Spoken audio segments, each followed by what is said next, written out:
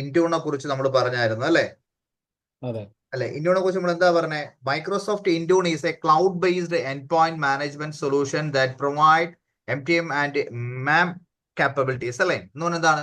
Mobile device മാനേജ്മെന്റും mobile application മാനേജ്മെന്റും ചെയ്യുന്നതിന് വേണ്ടി മൈക്രോസോഫ്റ്റ് നമുക്ക് തന്നിരിക്കുന്ന ഏറ്റവും നല്ല ബെസ്റ്റ് ടൂൾ ആണ് നമ്മൾ ഏതെന്ന് പറഞ്ഞു?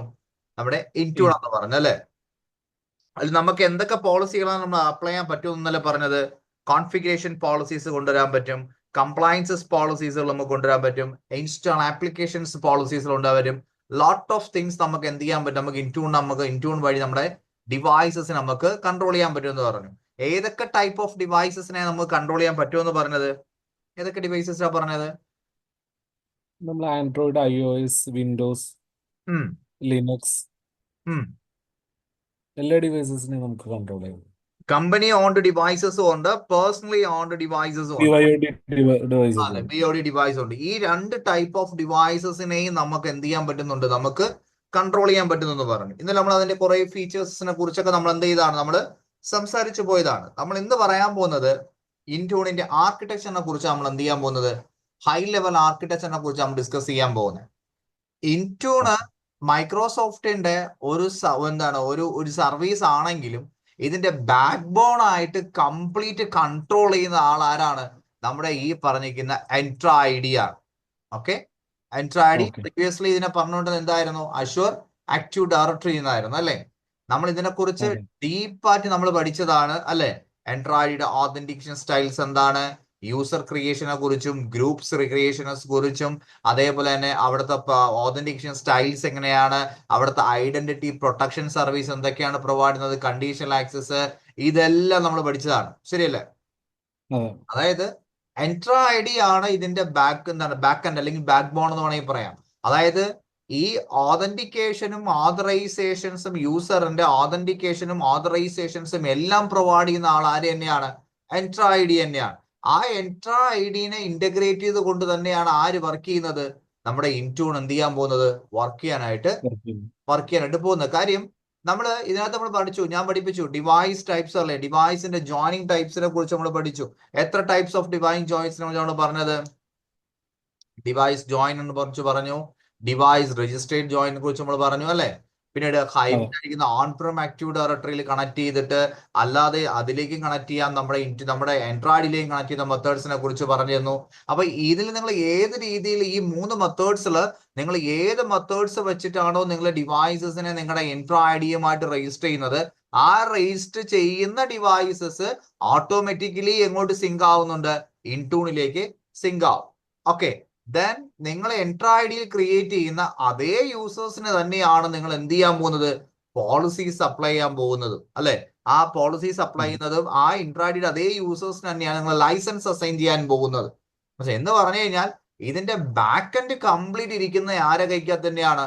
Entra IDയുടെ കൈക്കകത്ത് തന്നെയാണ്. ഓതന്റിക്കേഷനും ഓതറൈസേഷനും കണ്ടീഷണൽ ആക്സസ് പോളിസീസുകളെല്ലാം ഇരിക്കുന്നത് ആരെ കയ്യിൽ തന്നെയാണ്? നമ്മുടെ ഈ പറഞ്ഞ Entra ID തന്നെയാണ്. മനസ്സിലാകുന്നുണ്ടോ? ക്ലിയർ. കണ്ടീഷണൽ ആക്സസിനെ കുറിച്ചൊക്കെ നമ്മൾ എന്ത് ചെയ്തിട്ടുണ്ട്? നമ്മൾ ഡീപ്പായിട്ട് അതിനെ കുറിച്ചൊക്കെ നമ്മൾ പറഞ്ഞു. P2 ലൈസൻസ് വേണം, ഡിവൈസ് ഐഡന്റിറ്റി, ഇതൊക്കെ നമ്മൾ എന്ത് ചെയ്താണ്? നമ്മൾ പറഞ്ഞു പോയതാണ്. പക്ഷേ ഈ ഇന്റൂണിൽ നമ്മൾ ക്രിയേറ്റ് ചെയ്യാൻ പോകുന്ന പോളിസീസുകളായാലും കംപ്ലയൻസസുകളായാലും കോൺഫിഗറേഷൻ പോളിസീസുകളായാലും ഇതൊക്കെ നമുക്ക് അപ്ലൈ ചെയ്യണമെങ്കിൽ നമുക്ക് അഷ്യൂറിൽ തന്നെ അല്ലെങ്കിൽ Entra IDയിൽ തന്നെ നമുക്ക് സെക്യൂരിറ്റി ഗ്രൂപ്പ് ക്രിയേറ്റ് ചെയ്തുകൊണ്ട് ആ സെക്യൂരിറ്റി ഗ്രൂപ്പിന് നമുക്ക് എന്ത് പറയാൻ പറ്റും? പോളിസികൾ നമുക്ക് എന്ത് ചെയ്യാൻ പറ്റും? നമുക്ക് ഇഷ്യൂ ചെയ്യാൻ പറ്റും. മനസ്സിലാകുന്നുണ്ടോ? അതേപോലെ തന്നെ മാനേജ് ആപ്സ് ഉണ്ട്. അതായത് നമ്മുടെ ക്ലയന്റ് ഡിവൈസസുകളിൽ നമുക്ക് ആപ്സുകൾ ഇൻസ്റ്റാൾ, നമ്മൾ Office 365 സാസ് ആപ്ലിക്കേഷനോ അങ്ങനെയുള്ള ഏതെങ്കിലും ആപ്സുകൾ നമുക്ക് ഡിപ്ലോയ്മെന്റ് ചെയ്ത് കൊടുക്കണമെങ്കിൽ നമുക്ക് ഏത് വഴി നമുക്ക് ഡിപ്ലോയ്മെന്റ് ചെയ്യാം? ഇന്റൂൺ വഴി നമുക്ക് എന്ത് ചെയ്യാൻ പറ്റും? നമുക്ക് ഡിപ്ലോയ്മെന്റ് ചെയ്യാൻ ഇവര് സഹായിക്കുന്നുണ്ട്. മനസ്സിലാകുന്നുണ്ടോ? നമ്മൾ കഴിഞ്ഞ ക്ലാസ്സിലെ നമ്മൾ പറഞ്ഞു ഇതിന് എന്തുണ്ടെന്ന് പറഞ്ഞു? ഒരു എൻഡ് പോയിന്റ് മാനേജ്മെന്റ് കൺസോൾ ഉണ്ടെന്ന് പറഞ്ഞു. ഓർക്കുന്നുണ്ടോ? എൻഡ് പോയിന്റ് മാനേജർ കൺസോൾ ഉണ്ടെന്നുള്ള കാര്യം ഓർക്കുന്നുണ്ടോ? നമ്മൾ കഴിഞ്ഞ ക്ലാസ്സിൽ പറഞ്ഞതാണ് അതിനെ കുറിച്ച്. ഓക്കെ, പോയിന്റ് മാനേജ്മെന്റ് കൺസോൾ ഉണ്ടായിരിക്കും. ആ കൺസോൾ ഓൾറെഡി Entra IDയുമായിട്ട് സിങ്ക്ഡ് ആയിരിക്കും. അവിടുത്തെ യൂസേഴ്സ് എല്ലാം കൂടെ ലിസ്റ്റ് ഔട്ട് ചെയ്യുന്നുണ്ട്. ത്രൂ നമ്മൾ ആ പോർട്ടൽസ് വഴി ആയിരിക്കും നമ്മൾ കംപ്ലീറ്റ് കാര്യങ്ങൾ നമ്മൾ എന്ത് ചെയ്യാൻ പോകുന്നത്? നമ്മൾ കൺട്രോൾ ചെയ്യാൻ പോകുന്നത്. ക്ലിയർ? ഇതിനകത്ത് നമ്മൾ ഡിവൈസസിന്റെ ലൈഫ് സൈക്കിൾ പോളിസീസുകൾ പറയുന്നുണ്ട്, ആപ്ലിക്കേഷന്റെ ലൈഫ് സൈക്കിൾ പോളിസീസുകൾ വരുന്നുണ്ട്. നമ്മൾ ഇന്നലെ പറഞ്ഞതുപോലെ തന്നെ മാക് OS ആയാലും ലൈനക്സ് OS ആയാലും ഐപാഡ്സ് ആയാലും ഏതായാലും നമുക്ക് എന്ത് ചെയ്യാൻ പറ്റും, നമുക്ക് ഈസിലി നമുക്ക് നമ്മുടെ കമ്പനി ഓൺഡ് ഡിവൈസസ് ആയിക്കോട്ടെ, പേഴ്സണലി ഓൺഡ് ഡിവൈസസ് ആയിക്കോട്ടെ, ഏത് ഡിവൈസസിനെയും നമുക്ക് എന്ത് ചെയ്യാൻ പറ്റും, ഈസി ആയിട്ട് മാനേജ് ചെയ്യാൻ പറ്റും. നമുക്ക് ഡേറ്റ നമുക്ക് ഐസൊലേറ്റ് ചെയ്യാൻ പറ്റും. നമുക്ക് ആവശ്യം കഴിഞ്ഞിട്ട് വേണ്ടെങ്കിൽ നമുക്ക് എന്ത് ചെയ്യാന്ന് പറയാം, നമ്മൾ വൈപ്പ് ചെയ്യാന്ന് വരെ നമ്മൾ റീസ്റ്റോർ റീഫോൾട്ട് ചെയ്യാന്ന് വരെ നമ്മൾ ഇന്നലെ പറഞ്ഞായിരുന്നു അല്ലെ. പക്ഷെ ഇൻട്യൂണിന് ഇതൊക്കെ നമ്മുടെ ഇൻബിൽട്ട് ആയിട്ട് വരുന്ന ഫീച്ചേഴ്സ് തന്നെയാണ് ഇൻട്യൂണിന്റെ ഈ പറഞ്ഞ ഫീച്ചേഴ്സ്. പക്ഷെ ഇതല്ലാതെയും ഇൻട്യൂണിന് എന്ത് പറയുന്നുണ്ട്, അഡീഷണലി കുറച്ച് ഫീച്ചേഴ്സും കൂടെ എന്ത് ചെയ്യുന്നുണ്ട്, ഇവർ പറയുന്നുണ്ട്. എന്ന് പറഞ്ഞു കഴിഞ്ഞാൽ ഈ ഇൻട്യൂണുമായിട്ട് മൈക്രോസോഫ്റ്റിന്റെ മൈക്രോസോഫ്റ്റ് ഇൻട്രൊഡ്യൂസ് ചെയ്തിരിക്കുന്ന വേറെ പല സർവീസസുകളും ഇൻട്യൂണുമായിട്ട് ഇന്റഗ്രേറ്റ് ചെയ്ത് നമുക്ക് വർക്ക് ചെയ്യാൻ പറ്റും. മനസ്സിലാകുന്നുണ്ടോ? അതിലൊന്നാണ് ഈ കോൺഫിഗറേഷൻ മാനേജർ എന്ന് പറയുന്ന സർവീസ്. ആക്ച്വലി ഈ കോൺഫിഗറേഷൻ മാനേജർ എന്ന് പറഞ്ഞു കഴിഞ്ഞാൽ ഓൺ പ്രമിസസിനകത്തുള്ള ഡിവൈസസുകളെ കൺട്രോൾ ചെയ്യുന്ന വേണ്ടി ഓൺ പ്രമിസസിനകത്ത് കൊണ്ടുവരുന്ന ഒരു സർവീസാണ്, മൈക്രോസോഫ്റ്റ് കൊടുക്കുന്ന ലൈസൻസ് ഓറിയന്റഡ് സർവീസാണ് ഈ കോൺഫിഗറേഷൻ മാനേജർ എന്ന് പറയുന്നത്. മനസ്സിലാകുന്നുണ്ടോ? ആ കോൺഫിഗറേഷൻ മാനേജർ എന്ന് പറയുന്ന സർവീസ് വേണമെങ്കിലും ഇൻട്യൂണുമായിട്ട് നമുക്ക് ഇന്റഗ്രേറ്റ് ചെയ്തിട്ട് ത്രൂ വെബ് ബേസ്ഡ് ആയിട്ട് തന്നെ നമുക്ക് ഓൺ പ്രൈമൈസസിലുള്ള ഡിവൈസസിനെയും അതേപോലെ തന്നെ ക്ലൗഡ് ബേസ്ഡ് ആയിട്ടുള്ള എൻട്രോയിഡിയുമായിട്ട് ഇന്റഗ്രേറ്റ് ചെയ്തിരിക്കുന്ന ഡിവൈസസുകളെയും നമുക്ക് എന്ത് ചെയ്യാൻ പറ്റും, സെൻട്രലി നമുക്ക് എന്ത് ചെയ്യാൻ പറ്റും, നമുക്ക് മാനേജ് ചെയ്യാൻ പറ്റും എന്ന് പറയാം. ഇത്രയേ ഉള്ളൂ.